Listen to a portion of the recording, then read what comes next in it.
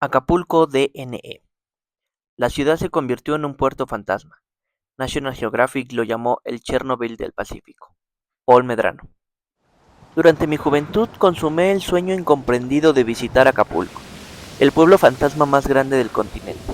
Había cumplido los 35 años cuando decidí regalarme un viaje a la profundidad de mi deseo, del puerto más famoso de la historia, de los recuerdos que viví en voz ajena.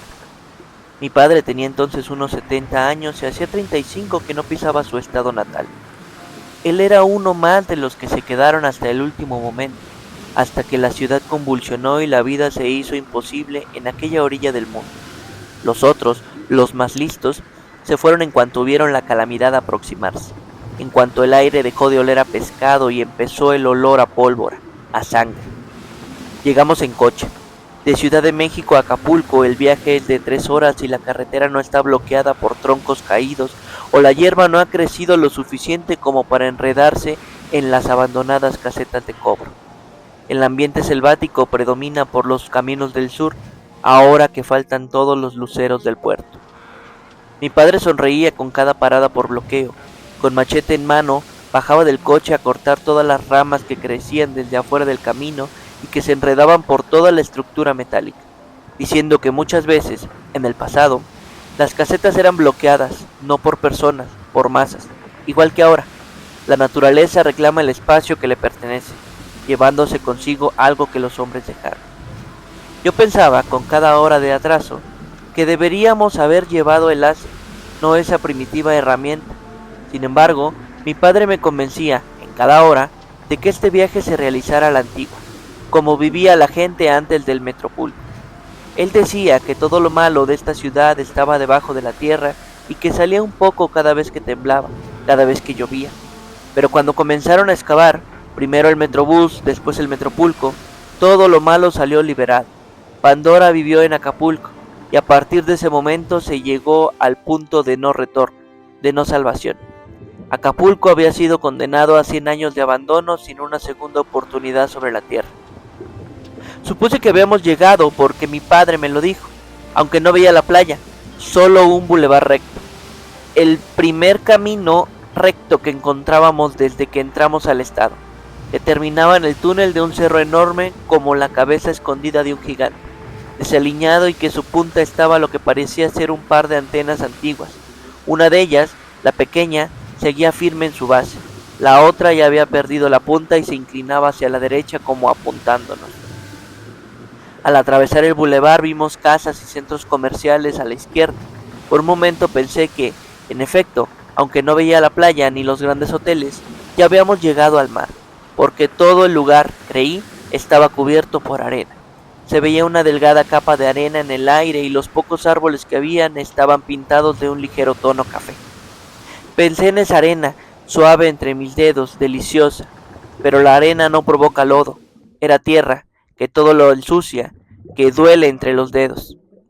Del lado derecho, también cubiertos de lo que parecían los estragos de una tormenta de tierra, moteles abandonados y pequeños edificios. El tono era más verdoso que del lado izquierdo.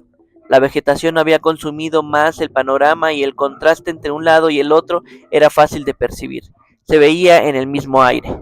De frente, majestuosa, estaba la enorme montaña con dos agujeros que la atravesaban, oscuros, profundos, no como los que nos habíamos encontrado en la carretera. Mi padre me dijo, esa montaña que tú ves era lo que dividía a las personas de la ciudad. De aquel lado, el de la playa, las personas vivían de la mejor manera. Por el contrario, de este lado del monte, en esta zona que transitamos ahora, las personas eran conocidas por peligrosas. Durante mi juventud teníamos un sobrenombre para este lugar, y el chiste se contaba así. Allá, refiriéndonos a este lado del cerro, le dicen la Antártida, porque siempre amanecen -2, -3. El miedo se hacía presente, ahora ya no, porque no es la zona lo que asusta, ni siquiera con esta yerma. La naturaleza no es la mala y el miedo no está en el aire. Ahora que ya no hay gente viviendo aquí, el lugar se ve mucho más seguro. Llegamos a las faldas del cerro. La hierba que bajaba hasta la entrada del túnel parecía una cortina de abalorios, no lo suficientemente gruesa como para impedirnos el paso. Sin bajar del coche, me adentré con lentitud por el túnel derecho, destrozando las enredaderas que se atoraban en el coche. Mi padre dijo: ve con cuidado. La oscuridad dentro de este monte debe ser más profunda que el propio túnel. Y en efecto, tuve que prender mis luces especiales para poder avanzar, lento, por el estómago de aquella montaña. No había nada. Murciélagos al vuelo como tratando de evitarnos. No los veía, pero los escuchaba. Estaban en todas partes. Grandes botes de agua tirados impedían un avance recto, por lo que tuve que ir curveando nuestro camino. Dos carros, el nuestro y uno que dejaron abandonado. Increíble dejarlo ahí, en la boca de uno de los túneles. Comencé a desesperarme por no ver la luz al final del túnel, aunque ya llevábamos 5 minutos ahí dentro. Volteé a ver mi retrovisor y tampoco se veía la luz del principio del túnel. Pensé que era interminable y que una vez adentro ya no podría salir. Me pregunté qué habría pasado con los conductores de los coches que vimos atrás. Mi padre dijo: sal por ese lado, recorreremos las calles de los lugareños, luego te muestro los espacios turísticos. Primero debes conocer cómo vivíamos los que aquí nacimos, después verás dónde empezó la perdición. Lo obedecí y conduje el auto por una avenida llamada Cuauhtémoc. Lo primero que vi fue algo que estaba buscando: una estación del Acabús. Era un escalón grisáceo colocado en medio de la calle. Los postes que sostenían el techo parecían resistentes, pero el sol y la lluvia ya habían dañado por completo el aluminio. Y la luz entraba por ese agujero que terminaba en las líneas amarillas que los usuarios jamás debían cruzar. Según mi padre, la primera vez que nos volvimos civilizados, cuando entendimos que todas las cosas se deben hacer en conjunto por el bien del otro, fue cuando empezamos a tomar las riendas de nuestros problemas. Nosotros, los ciudadanos comunes, terminamos las obras que dieron pie al Acabús. Cuando empezó a funcionar, fuimos nosotros los que ayudamos a otras personas para que entendieran cómo funciona el transporte. Aunque al principio se mostraban enojadas, no por la obra en sí, ni por el aumento del pasaje, sino porque les quitaron su cómoda forma de vida. Yo sé que a muchas personas en ese tiempo no les gustaban los cambios. Por muy mala que estuviera la situación, el cambio lo veían con miedo, y no hacían nada para propiciarlo. No era vida cómoda, era miedo. Me mostró un video que él mismo guardó en su juventud. Era un reportaje local sobre el fenómeno del Acabús, donde una señorita entrevistaba a varias personas sobre el Acabús y el fenómeno que éste provocó en los habitantes. Seguimos bajando por aquella calle hasta que el terreno se puso plano. Ya habíamos pasado por suficientes casas abandonadas y unidades habitacionales que recordaban los peores reclusorios de nuestro país y donde los coloridos murales ya habían desaparecido. Algunos porque el aumento de la vegetación terminaba por ocultarlos, otros por el polvo, el agua o el sol. Pero los más dolorosos, sin duda, eran los que fueron cubiertos por grafitis o por pintura blanca que, al parecer de mala calidad, por estar mal pintada parecía estar cubierto con papel para calcar. Solo se veían los contornos de las figuras y un poco de color difuminado. Vidrios rotos por donde sea, hojas de árboles cubriéndolo todo. ¿De dónde sale tanto vidrio? ¿De dónde salieron tantos árboles sin nadie que los cuidara? Llegamos a la planicie y justo enfrente un paso elevado. Un puente o lo que se suponga que aquello fuera, se mostraba monumental hacia nosotros. Solo las bajadas o subidas estaban intactas. La mitad del puente había sido destruida por el tiempo y formaba una letra V. La mitad del puente estaba abajo del puente y varios automóviles yacían aplastados debajo de él. ¿Habría gente dentro cuando este cayó? No fue construido para durar muchos años. Parecía mal hecho a propósito. Avanzamos un poco más. Del lado izquierdo, el lado del conductor, mi lado, se veía el follaje más espeso del recorrido. Pero no era la naturaleza batallando por salir de las orillas del concreto. Este lugar, este parque, parecía una selva bien delimitada donde solo las más altas ramas y las más largas enredaderas podían salirse del cuadro, como si hubiera sido así desde hace muchos años. Y se escuchaban los ruidos de más animales, además de palomas y ratas. Le pregunté a mi padre cuando mi curiosidad no pudo más al ver que, efectivamente, había ruinas en todo aquel parque. Te cuento desde el principio, hijo.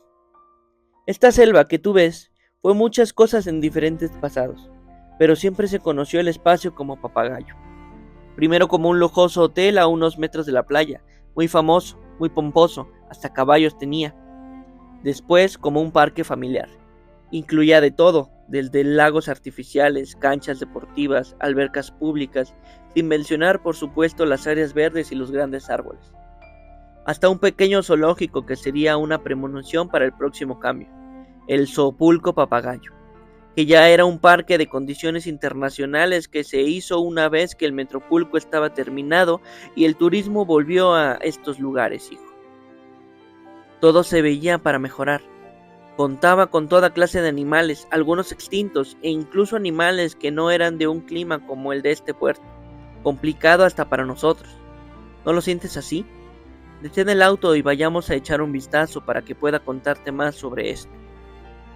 Obedecí.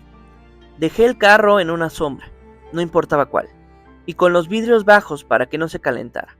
En el pasado, en Acapulco, dejar tu carro así e irte significaba regalar tu carro. Pero en una ciudad fantasma como esta no importa dónde y cómo dejas estacionado tu vehículo. Después de que mi padre lo mencionó, comencé a sentir calor. Juntos cruzamos el arco de bienvenida, unas letras rojas de metal sostenidas por dos grandes columnas de piedra que decían Zoopulco Papagayo. Mi padre siguió diciendo, las familias locales podían venir los domingos sin tener que pagar. Así es, en estos días veían a muchos niños corriendo por todo el parque como animalitos salvajes.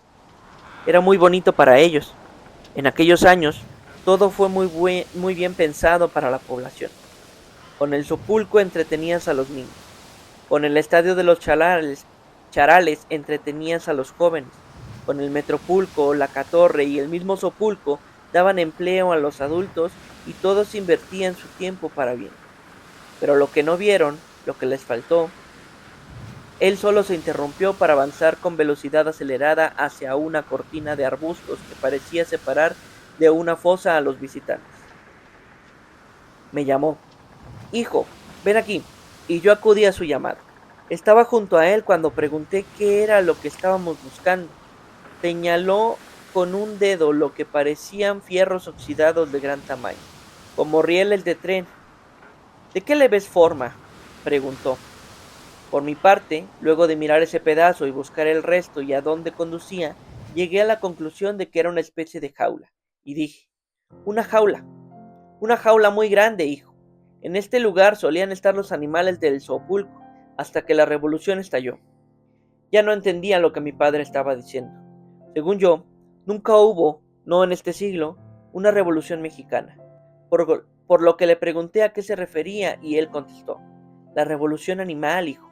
Un día, todos los animales que tenían atrapados en este lugar tomaron la decisión consciente, al menos eso es lo que aseguran los empleados que lo vieron.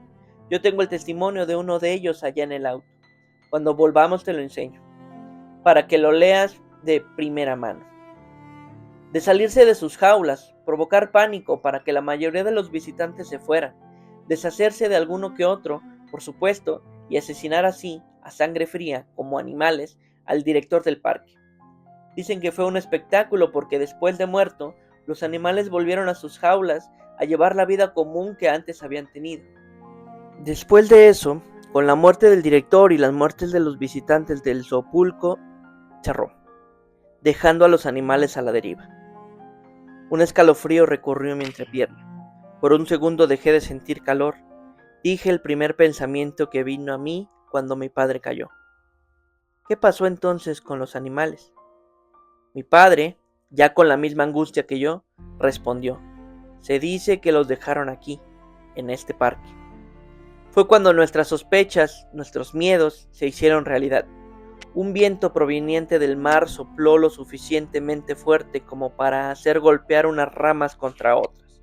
Cuando el viento cesó, el ruido de los árboles dio paso a otro sonido más espeluznante.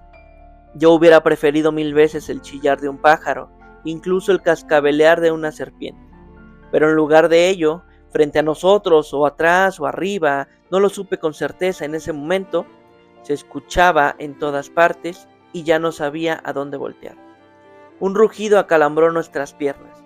Era extraño, ni él ni yo, hombres de ciudad, supimos distinguir qué animal fue el que nos gruñó.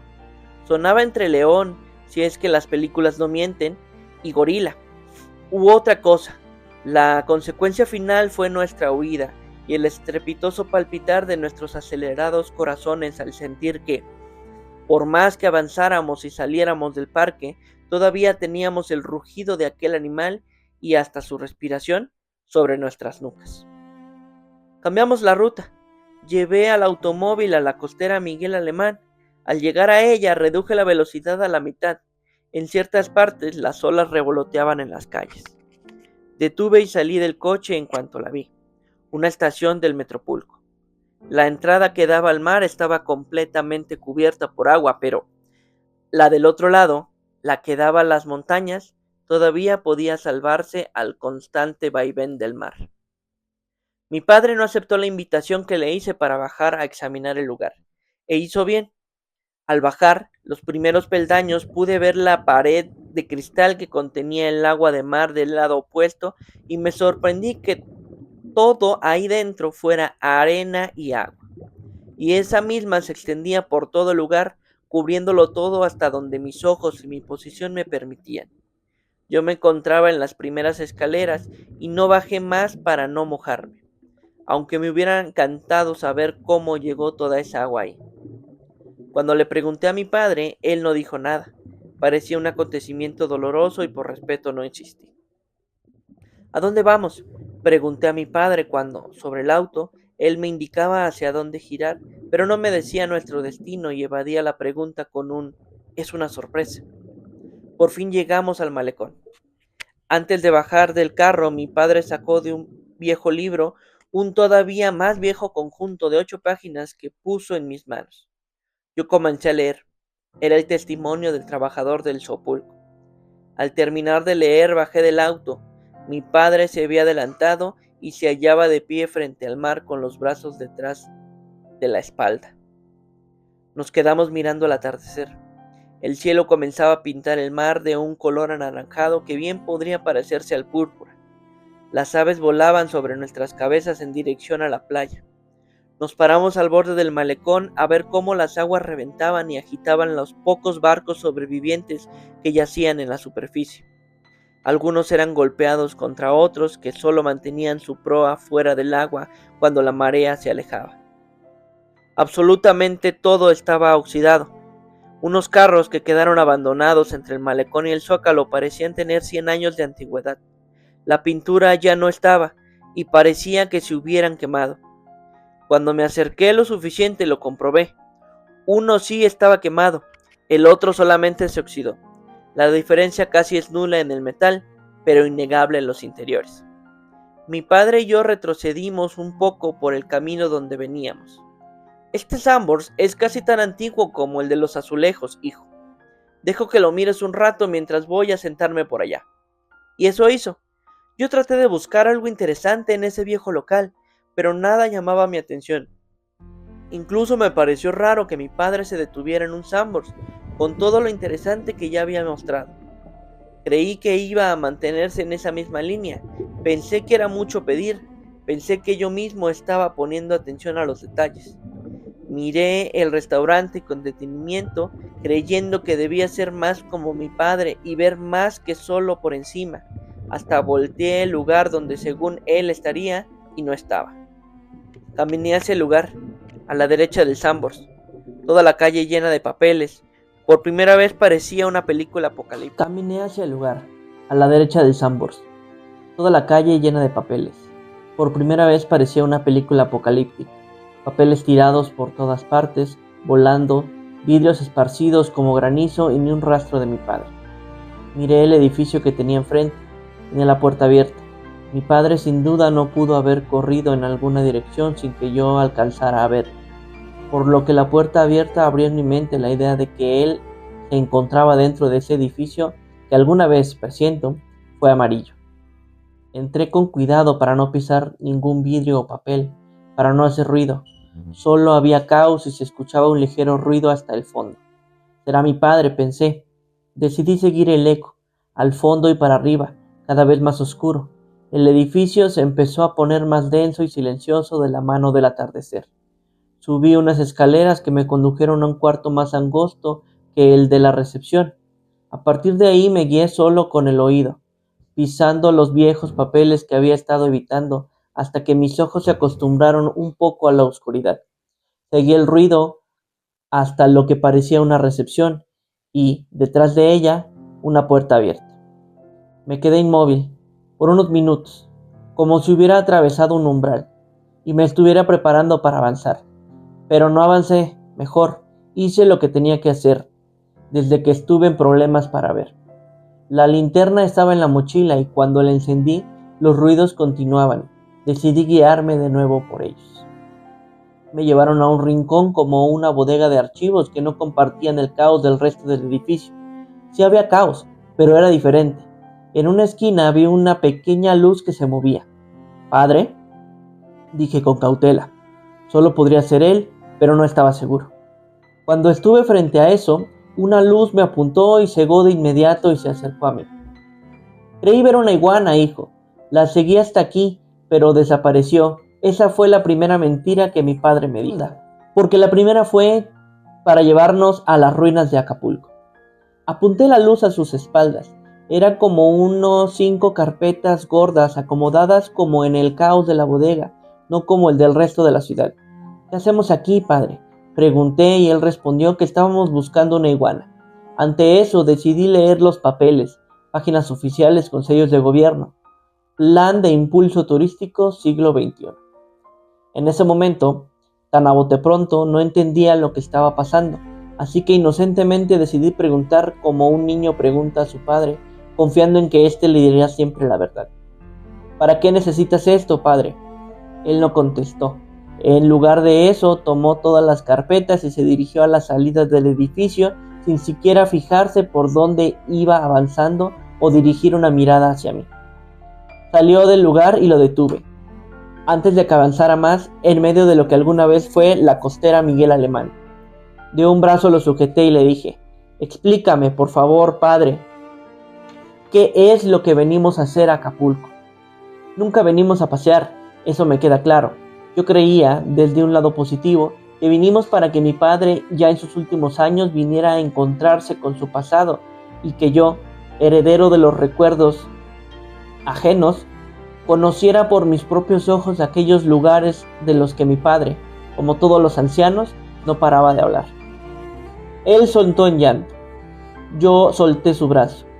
Lo dejé sentarse en el suelo de la avenida. Por supuesto estaba solitaria y para esa hora ya se sentía fría. Lo dejé expresarse lo mejor que pudo. Vivíamos en otra mentalidad, dijo. No teníamos idea de que algo así iba a pasar ni de qué tantos muertos íbamos a provocar. Solo pensábamos en las ganancias, como cualquier acapulqueño en esa época. Las ganancias era lo más importante hasta que se nos salió de control. Por mucho tiempo, gran parte de los estados de la República se quejaron de que el turismo de playa se concentraba únicamente en este puerto y que las ganancias provenientes del extranjero solo se repartían por estos lugares. Un grupo de empresarios nacionales e internacionales idearon y propusieron un plan de impulso turístico para reactivar otros puertos. La idea no era mala, hijo. Ellos sostenían que, siendo Acapulco el único destino para los turistas, todos deseaban venir aquí, lo que provocaba un lleno excesivo y limitaba el número de personas que podía recibir el puerto. Si, por ejemplo, 1000 turistas querían venir a gastar su dinero, solo 800 podían entrar porque ya no había cupo para los otros 200, los cuales decidían irse a otro país con playa y gastar su dinero en otra parte. Eso, por supuesto, no le convenía a nadie en el país, sin mencionar que, en ocasiones, era el turismo nacional el que le ganaba la partida al internacional y eso, hijo, en el mundo del turismo no se puede permitir. Siempre hay que dar preferencia al extranjero. La noche había caído sobre nosotros. Interrumpí la historia de mi padre para poder salir de la calle. Volvimos al carro y conduje hacia unos letreros que indicaban que estaba la quebrada. Mi padre siguió. «Te digo, hijo, que la idea era muy buena. Solo era un poco de apertura para que los 1000 turistas pudieran venir a México y se diera la oportunidad de que 1000 más gastaran su dinero aquí, de manera proporcional y distribuida en diferentes puntos del país. Todos ganábamos. Esa era la idea, mas todo salió mal. Fuimos a una calle estrecha que estaba pegada a un risco. Daba la vuelta a una playa muy angosta y salía hasta la quebrada. Supe qué era desde que la vi, la imagen de siempre, solo que más oscuro, iluminado solamente por la luna, acompañándonos, eso sí nunca se perdió ni se perderá, por la música de las olas al estrellarse contra las rocas. Algo estaba debajo, parecía un montón de fierros que fuera el esqueleto de una cápsula o algo semejante. Ya no quise preguntarle nada a mi padre hasta que terminara su confesión. Y continuó así. Ese fue el error que cometimos y del cual me arrepiento, hijo. Creímos que no era suficiente con la creación y difusión de nuevos puertos, sino que había que dejar un mal recuerdo en las mentes de los turistas que amaban esta ciudad. Muchos de los buenos empleados de esta zona fueron movidos a las otras playas, dejando intencionalmente a los trabajadores menos eficientes aquí en Acapulco. Pero nuestro pecado no quedó allí, hijo mío. También cometimos el peor error de todos y desatamos el caos, no solo en el puerto, que era lo que teníamos planeado, sino que se extendió a todo el estado y la violencia azotó el país. Soltamos una bomba, iniciamos una guerra, causamos muchas muertes, hijo. Soltamos a la perra, hijo.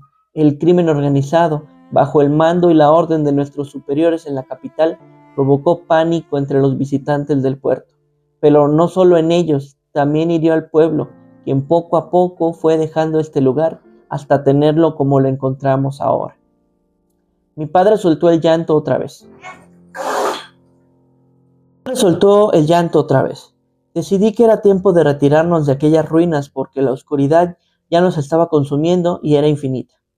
Bajamos en el coche. Mi padre no paró el llanto. Yo iba siguiendo la superestructura de la torre que desde abajo y en la oscuridad parecía una línea negra que tapaba las estrellas y la luna. Mi padre, por su parte, cuando terminó su lamento, continuó. Matamos a millones, hijo, toda esa sangre sobre nuestras cabezas. Merecemos todos los círculos del infierno, hijo. Por eso vinimos, hijo, discúlpame por no decirte. Soy un hombre viejo que ya ve contado sus días, ahogado por la sangre que yo mismo derramé casi con mis propias manos, hijo. No puedo despedirme con este paso en mis hombros. Por eso vinimos, hijo, para recoger estos papeles, para darlos a conocer, para redimirme en mis últimos días, hijo, para perdonarme a mí mismo. Coloqué a mi padre junto a mí y lo abracé. Estábamos juntos debajo de la torre. Ahí estacioné el coche y le propuse que nos durmiéramos, que mañana regresaríamos a la ciudad y que olvidáramos ya este terrible viaje. Entramos al enorme edificio y subimos el primer mirador para ver a la luna reflejarse sobre la bahía y provocar una línea blanca en sus aguas. Una línea blanca como símbolo de su perdición. Siempre estuvo allí desde el principio. Nos acomodamos cerca de una placa conmemorativa a la memoria de lo que parecía un antiguo clavadista acapulqueño, Ítalo. Al amanecer no dijimos nada. Encendí el coche, conduje hasta donde se encontraba una bandera al pie de la playa, roída, decolorada y, sin embargo, seguía ondeando. Así debe sentirse nuestro país, pensé. No todo es tu culpa, padre, le dije. Tal vez se lo merecían. Por lo menos algo se debe de salvar. Mientras, al irnos de aquel puerto al que nunca volveríamos, pude ver por el retrovisor a lo lejos a una persona delgada, morena y sin playera a la orilla del mar, con algo parecido a una red en sus manos, preparándose para volver a entrar al agua. Hola, yo soy José Luis Zapata y este fue un cuento completo de mi libro Nadie duerme con ropa en Acapulco.